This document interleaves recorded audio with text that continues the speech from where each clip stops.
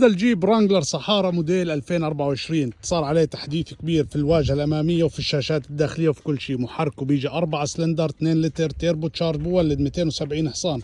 الداخلية صار عليها التحديث، الشاشة اللي قدامي طبعا العزل حسنوا منه ورفعوا مستوى المي، يعني إذا أنت دخلت مي والمي دخلت لغاية هان ووصلت للكرسي، الكرسي ما حيصير له شيء.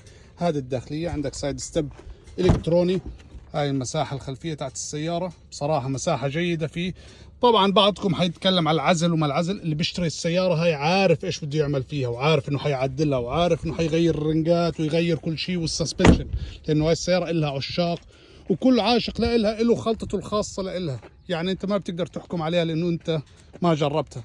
واوريك الداخلية ونسمعك صوت التشغيل. طبعا المحرك صح انه 4 سلندر بس مش محرك ضعيف، تسارعه جميل واداؤه جيد بالنسبة لقوته طبعا. وهاي الداخلية، الشاشة فيها ابل كار.